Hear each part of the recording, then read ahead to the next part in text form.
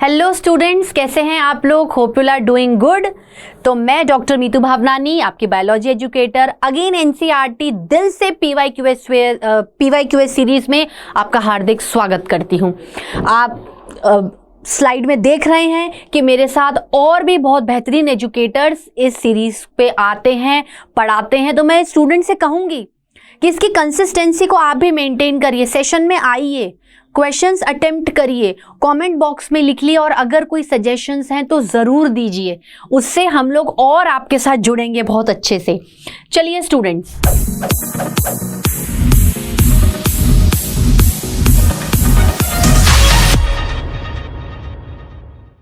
तो एनसीईआरटी दिल से में आज हम लोग क्लास 11th का cell the unit of life का चैप्टर के पीवाईक्यूएस डिस्कस करने वाले हैं। ठीक है, ये चैप्टर बहुत इंपॉर्टेंट है, एक बायोलॉजी का बेसिक चैप्टर है, क्योंकि अगर आपको सेल समझ में आएगा तो आपको टिश्यू समझ में आएगा, आपको ऑर्गन समझ में आएगा, आपको ऑर्गन सिस्टम समझ में आएगा, ऑर्गेनिज्म आएंगे। और एक तरीके से अगर हम कहें तो एक ह्यूमन फिजियो का जो पार्ट है ना, वो पूरा सेल से ही समझ में आता है, क्योंकि सेल आएगा तभी टिश्यू आएगा। तो सारे चैप्टर्स क्या है बायोलॉजी में इंटर रिलेटेड होने चाहिए। आपको पता होना चाहिए कि एक चैप्टर का माइंड मैप आप दूसरे चैप्टर के साथ कैसे एस्टेब्लिश करेंगे। ठीक है, चलिए cell the unit of life में अगर हम नीट में ओवरऑल देखें तो आप ये मान के चलिए 2 से 3 क्वेश्चंस हर ईयर का एक एवरेज पूछा जाता है। चलिए नाउ क्वेश्चन के साथ हम लोग क्या देखने वाले हैं, एनसीईआरटी का पेज नंबर, एनसीईआरटी रीडिंग कि कहां से इसको उठाया गया है। चलिए, which of the following structure is not found in prokaryotic cell. आपको बहुत अच्छे से पता है कि प्रोकैरियोटिक सेल एक बहुत ही इल डेवलप्ड सेल होता है, जिसमें न्यूक्लियस इल डिफाइंड होता है, क्योंकि आसपास उसके कोई वेल डेवलप्ड न्यूक्लियर मेम्ब्रेन नहीं होती है। ठीक है, एंड और बहुत सारे सेल ऑर्गेनील्स भी नहीं है, वो सिर्फ एक मॉडिफिकेशन के टाइप पे है। कौन से ऑर्गेनिज्म में प्रोकैरियोटिक सेल पाया जाता है? बैक्टीरिया। ठीक है, तो यहां पर पूछा गया है कि विच of the following structure is not found. जब भी नॉट, नाइदर, नॉर के क्वेश्चंस लगे हों, आप उन्हें बहुत अच्छे से अटेम्प्ट करिए, क्योंकि ये नॉट वाला वर्ड ना सेंटेंस का मीनिंग बदल देता है। ठीक है, न्यूक्लियर एनवेलप, राइबोसोम, मीजोसोम या फिर प्लाज्मा मेम्ब्रेन। ठीक है, तो ओवरऑल अगर प्रोकैरियोटिक सेल को हम कंसिडर करते हैं तो हम ये कहते हैं कि क्या चीज नहीं पाई जाएगी। ठीक है, नाउ अब देखिए, अगर हम लोग इसको ध्यान से देखें, आप इस लाइन को बहुत ज्यादा ध्यान से देखिए। No organelles like the ones in the eukaryotes are found in prokaryotic cells except for ribosomes. Is it clear? Prokaryotic cell, देखिए इसको ध्यान से देखिए, nuclear membrane found in eukaryotes. यहां पर आपको ये भी बता दिया गया है कि भाई जो मीजोसोम्स होते हैं वो क्या होते हैं? मॉडिफिकेशंस होते हैं। मीजोसोम्स मॉडिफिकेशंस होते हैं। ठीक है, तो यहां पर अगर इस लाइन को आप ध्यान से देखेंगे तो क्या चीज नहीं पाई जा रही है? क्या चीज नहीं पाई जा रही है स्टूडेंट्स? राइबोसोम। अगर हम इस चैप्टर की लाइन को ध्यान से देखें तो not found in is ribosome, ribosome and ribosome. चलिए next question. First living cells were observed by, first living cells were observed by. हमने ये कहा कि भाई सेल की डिस्कवरी होती है, सेल की डिस्कवरी होती है तो बहुत सारे साइंटिस्ट रोल में आए। कौन से साइंटिस्ट रोल में आए? जैसे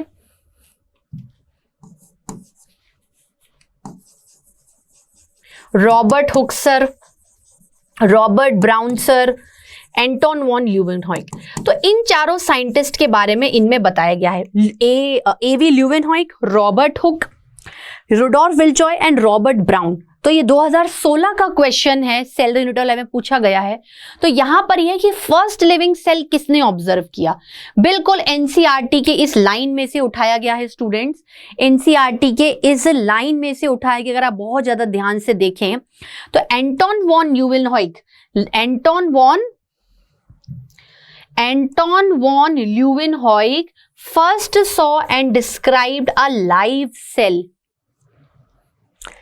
डिस्क्राइब द लाइफ, और मेनली उन्होंने बैक्टीरियल सेल के बारे में देखा था, लाइव सेल को देखा। लाइव मतलब it is having a proper protoplasm. Dead cell के बारे में हम जब भी बात करते हैं तो हमें कहते हैं कि प्रोटोप्लाज्म खत्म हो गया है, तो उसके हिसाब से आंसर क्या होगा, एवी ल्यूमेनॉइक। ठीक है, चलिए now cell theory was given by, cell theory है, सेल थ्योरी क्या कहती है भाई, सेल की थ्योरी का मतलब क्या है, सेल के पोस्टुलेट्स।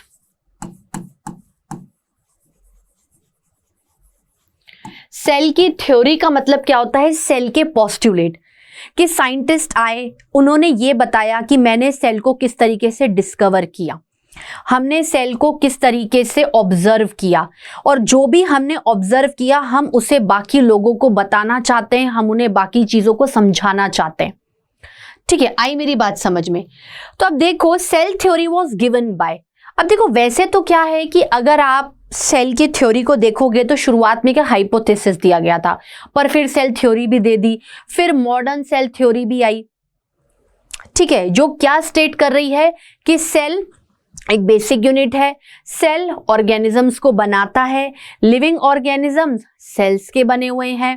एंड जो एक पॉइंट शुरू की सेल थ्योरी नहीं बताती थी और नहीं की बताती, तो चलिए ये एनसीईआरटी के पेज नंबर 87 से उठा गया है, आपका सब टॉपिक 8.2 है। अगर आप देखें, देखिए Matthias Schleiden and German botanist examined a large number of plants and observed that all plants are composed of different kinds of cells which form the tissues of the plant। ठीक है, तो आप ये बताइए कि भाई अगर प्लांट का सेल है या एनिमल का सेल है तो वो ग्रुपिंग करके जरूर टिश्यू बनाएगा। At about the same time, Schwann, a British zoologist, studied different types of animal cells। ठीक है students, and reported that cells had a thin layer which is today known as a plasma membrane। ठीक है, जिन्हें आप cell membrane भी कहते हैं, bio membrane भी कहते हैं। He also concluded based on his studies on plant tissues that the presence of cell wall is a unique character। हम ये कह रहे हैं कि एनिमल सेल में सेल वॉल नहीं है, लेकिन प्लांट सेल में सेल मेम्ब्रेन भी है और सेल वॉल भी है। ठीक है, on the basis of this, Schwann proposed hypothesis that the bodies of animals and plants are composed of cells and products of cells, then together formulated the cell theory। बस इस cell theory में इन्होंने ये नहीं बताया था कि जो नए सेल हैं वो पीछे के सेल से कैसे आएंगे, वो मॉडर्न सेल थ्योरी में आता है जो कि रुडोल्फ विर्चो ने दी थी। तो अभी हम लोग अगर बेसिक क्वेश्चन की बात करें तो नॉर्मल सेल थ्योरी पूछिए, मॉडर्न वर्ड नहीं लगा हुआ है, इसलिए विर्चो ना आंसर होकर ए शील्डन एंड श्वान होगा स्टूडेंट्स। ठीक है, चलिए अब देखो फिर 18 में क्वेश्चन आ गया इस पर, cell arises from pre existing cell. एक आगे आने वाला सेल, एक आगे आने वाली बॉडी पीछे आने वाली बॉडी से आती है। इसका कॉन्सेप्ट स्टूडेंट्स पूरा का पूरा रिप्रोडक्शन पे भी बेस्ड है, या रिप्रोडक्शन का कॉन्सेप्ट हम सेल डिवीजन पे भी बेस्ड करते हैं कि रिप्रोडक्शन का कॉन्सेप्ट आपके माइटोटिक पे भी जाता है और आपका मियोटिक पे भी जाता है। ठीक है, तो हम ये कह रहे हैं कि रिप्रोडक्शन में एक नया ऑर्गेनिज्म पीछे वाले ऑर्गेनिज्म से आता है। ठीक है, माँ बाप बच्चे को पैदा करते हैं, बच्चा अपने आप नहीं पैदा होता, तो कोई भी अगर आगे की जनरेशन को पैदा करना है तो पीछे की जनरेशन का होना बहुत जरूरी है। तो यहां पर क्या है, जैसे एक सेल से बन गए 2 सेल, ठीक है, फिर ये बन गए ऐसे करके। तो आप खुद देखो कि अगर ये एक पेरेंट सेल है तो यहां पर 2 डॉटर सेल्स नहीं बनी,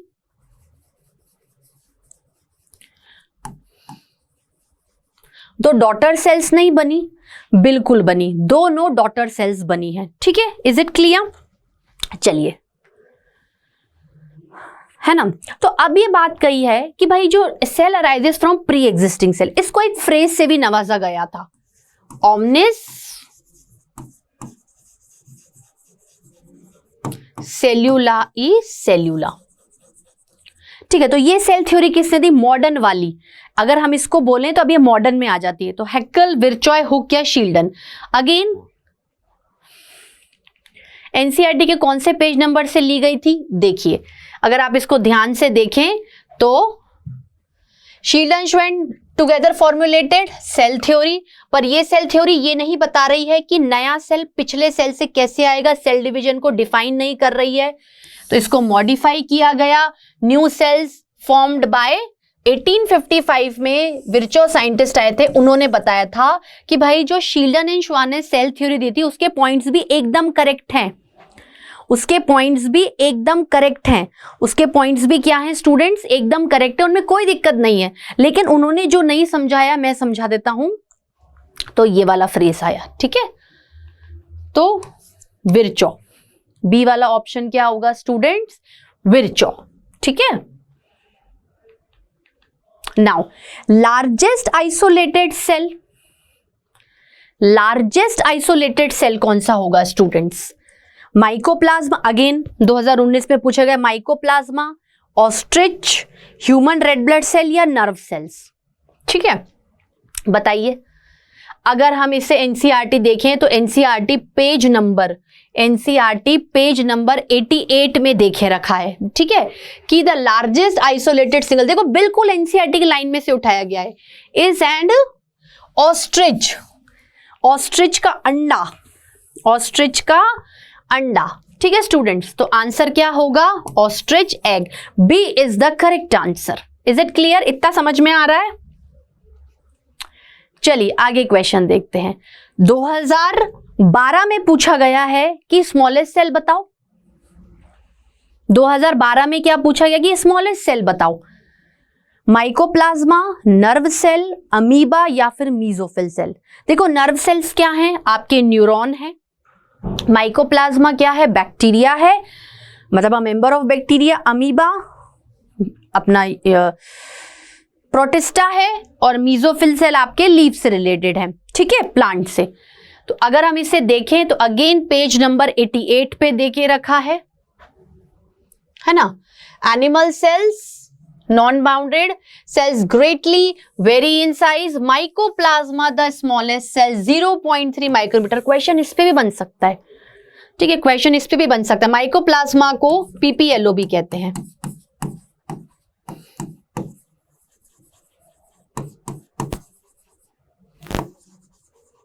प्लूरोनिमोनिया लाइक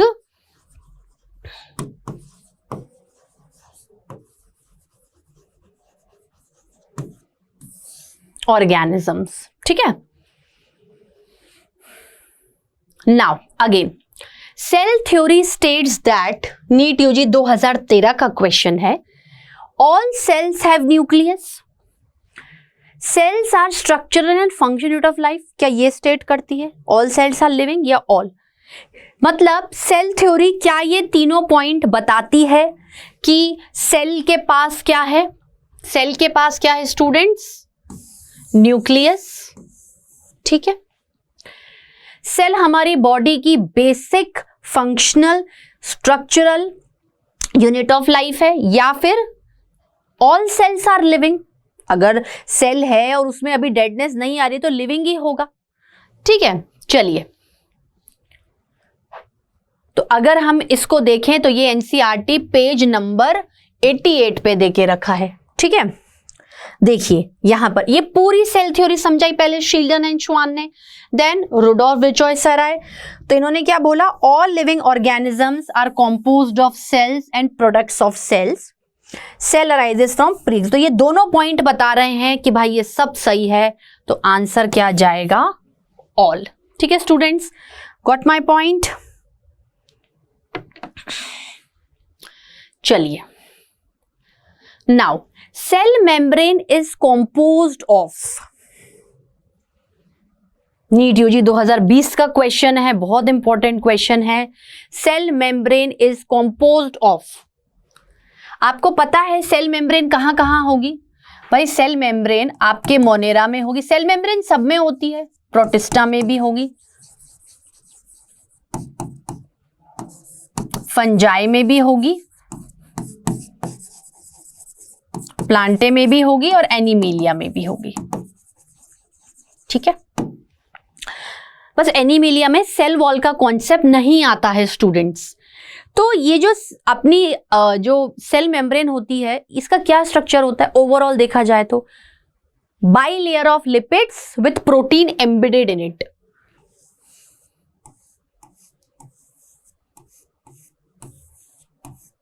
है ना?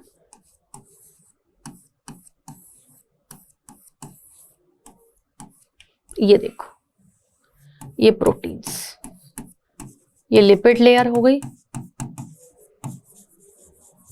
ये प्रोटीन। क्या मॉडल होता है स्टूडेंट्स? कोई बताएगा मुझे कमेंट में? कौन सा मॉडल, जरूर बताना कौन सा मॉडल होता है इसमें? ये जो by layer of lipids and proteins embedded है ना, ये क्या मॉडल है? कौन बताएगा मुझे कौन सा मॉडल है? बताओ बताओ। अच्छा, किसका बना हुआ है? इसका एलिमेंट्स क्या है? Protein and cellulose, proteins and phospholipids, proteins and carbohydrates, या फिर protein, lipids and some carbohydrates. ठीक है, अगर हम इसे ध्यान से देखें स्टूडेंट्स तो, है ना, अगर आप इस मेम्ब्रेन को ध्यान से देखें तो इसमें आपको मैंने जो क्वेश्चन पूछा है ना, उसका आंसर भी आपको आ जाएगा। जब हम सेल मेम्ब्रेन को इलेक्ट्रॉन माइक्रोस्कोप में देखते हैं, डिटेल स्टडी करते हैं, तो उसे अल्ट्रा स्ट्रक्चर कहते हैं। जहां पर भी कहीं बायोलॉजी में अल्ट्रा स्ट्रक्चर लिखा आ जाए ना, तो समझ लेना कि that thing is studied under high power electron microscope. ठीक है।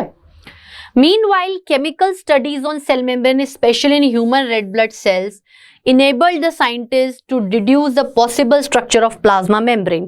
क्या बताया है कि cell membrane is composed of lipids and proteins। ठीक है, और इसमें इसका पूरा कॉम्पोजिशन बताया गया है। लेकिन देखो यहां पर ना थोड़ा सा एक चीज मान के चलिए कि यहां पर भले ही आपके पास कार्बोहाइड्रेट का नाम नहीं लिखा हुआ है, ये अगर आप इसको देखेंगे तो कार्बोहाइड्रेट का नाम नहीं है, ठीक है, लेकिन थोड़ा बहुत पार्ट आपको दिखेगा, यहां पर आ गया है, इस पैराग्राफ में नहीं है।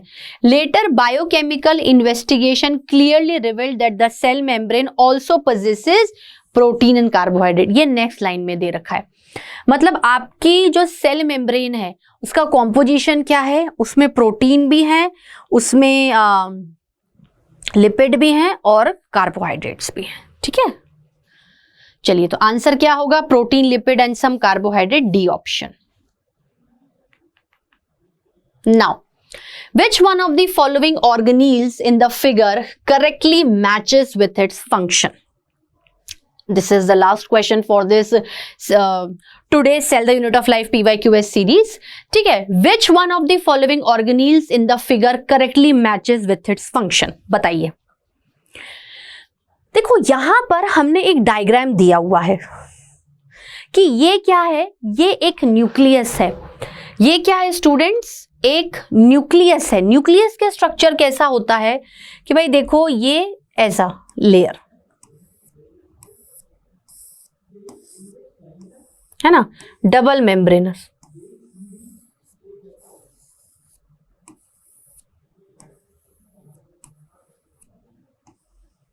है ना। तो ये क्या है?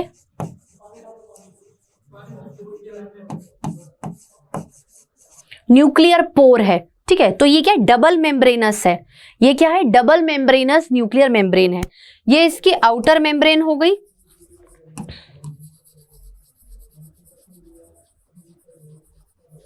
और ये इसकी इनर मेम्ब्रेन हो गई।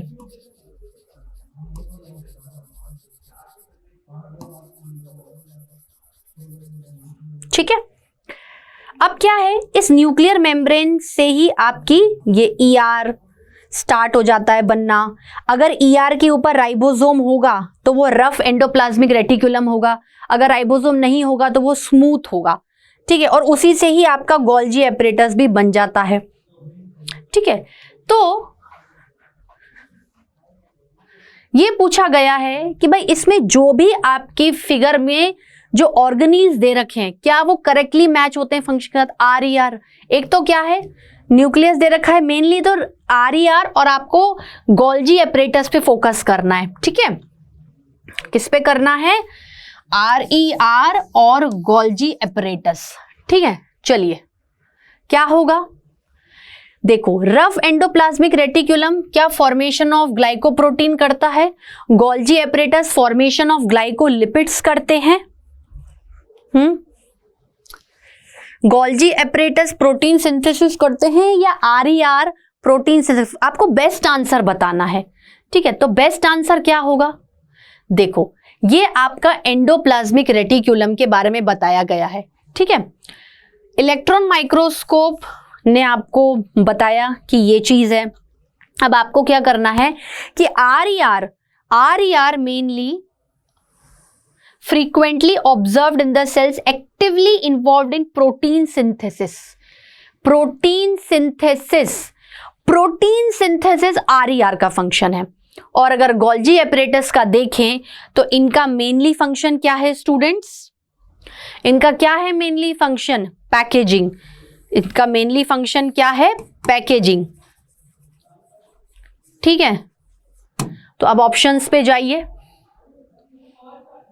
क्या सबसे बेस्ट है, यहां गोल्जी एपरेटस प्रोटीन जैसे गलत हो गया, फॉर्मेशन ऑफ ग्लाइकोप्रोटीन नहीं, ग्लाइकोलिपिड नहीं, तो सबसे बेस्ट आंसर क्या है, सबसे बेस्ट आंसर है स्टूडेंट्स आरईआर